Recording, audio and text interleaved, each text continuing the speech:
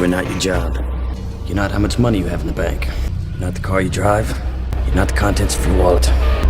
You're not your fucking khakis. You are not your job. You are not how much money you have in the bank. You are not the content of your wallet. You are not your khakis. یہ الفاظ teller ڈرڈن کے ہیں، الفاظ جو modern زندگی کے جھوٹوں کو چیر کر رکھ دیتی ہے۔ فائٹ کلب صرف ایک فلم نہیں، یہ ایک فلسفی ہے، ایک بغاوت ہے کنزیومرزم کے کھوکھلے نظام کے خلاف، ایک آواز ہے مردانگی کی بحران کے خلاف، اور ایک سفر ہے اپنی اصلی پہچان تلاش کرنے کا۔ لیکن اس سرجائی صورت کے پیچھے سائنس ہے، سائیکالوجی ہے، اور ایک آئینہ ہے جو ہماری اپنی سوسائٹی کا چہرہ دکھاتی ہے۔ ٹائلر کو سمجھنے کے لیے پہلے ہمیں اس کی کہانی دوبارہ یاد کرنی ہوگی۔ اس فلم کے مرکز میں ایک نریٹر ہے، ایڈورڈ نورٹن، ایک آفس ورکر جو انسومنیا اور خالی پن کا شکار ہے۔ اس کی زندگی ایک کارپوریٹ مشین کا حصہ بن چکی ہے۔ اس کے گھر میں اکیا کا فرنیچر ہے، لیکن دل میں کوئی مقصد نہیں ہے۔ وہ تھیراپی گروپس جوائن کرتا ہے ان بیماریوں کے لیے جو اس میں ہے ہی نہیں، صرف اس لیے کہ آنسو بہا سکے، درد محسوس کر سکے اور نیند آ جائے۔ وہیں اس کی ملاقات ہوتی ہے مارلا سنگر سے، ایک عورت جو اس کی طرح کھوئی ہوئی ہے، جو درد میں اپنی زندگی کا جواب ڈھونڈتی ہے۔ مگر اصلی تبدیلی تب آتی ہے جب وہ ملتا ہے ٹائلر ڈرڈن سے،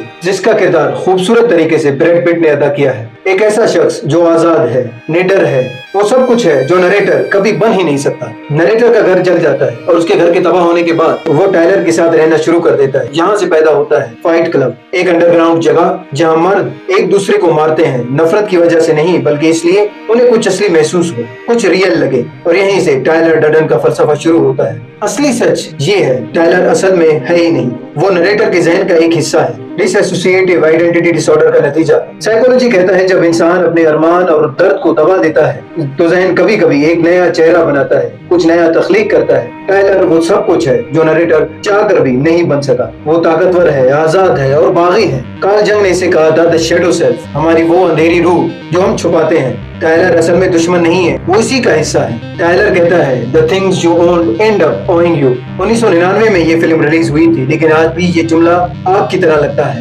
سائنس اور ریسرچ بتاتی ہیں کہ کنزیومرزم ڈپریشن اور اینزائٹی بڑھاتا ہے۔ پروڈکٹس اور برانڈز ہمیں اصل خوشی نہیں دیتے، صرف ایک ایلیوژن دیتے ہیں۔ ٹائلر کا مٹیریلزم کو ریجیکٹ کرنا بغاوت ہی نہیں، سائنس بھی ہے۔ سائیکولوجیکل ریسرچ یہ کہتی ہیں کہ پوزیشن سے زیادہ ایکسپیرینسز اور کنیکشن انسان کو خوشی دیتی ہیں۔ فائٹ کلب صرف لڑنے کی جگہ نہیں تھی، یہ ایک ریچول ہے جہاں مرد اپنے ٹائٹل، اپنے اسٹیٹس، سب کچھ اتار کر صرف گوشت اور خون بن جاتے ہیں۔ کیوں؟ کیونکہ ماڈرن سوسائٹی نے مردانگی کو تمیز اور سپریشن کی قید میں بند کر دیا ہے۔ لیکن جو انرجی دبا دی جاتی ہے وہ گم نہیں ہوتی، وہ اینزائٹی، نشہ اور سیلف ڈسٹرکشن میں نکل جاتی ہے۔ نمبرز، اسٹیٹس یہ دکھاتے ہیں کہ مردوں میں لونلینس اور ڈپریشن زیادہ ہوتا ہے، لیکن وہ مدد مانگنے سے کتراتے ہیں۔ ٹائلر اس بحران کا ایک جواب ہے، وہ ایک سمبل ہے را مسکولینٹی کی۔ فلم کا سب سے گہرا سوال یہ ہوتا ہے کہ درد کیوں آزادی دیتا ہے؟ سائنس کہتا ہے کہ پین انڈروفین ریلیز کرتا ہے جو نیچرل ہائی دیتے ہیں۔ فائٹ اور وائلنس انسان کو کرنٹ مومنٹ میں کھینچ لاتے ہیں۔ اینتھروپولوجی بتاتا ہے کہ تاریخ بھر میں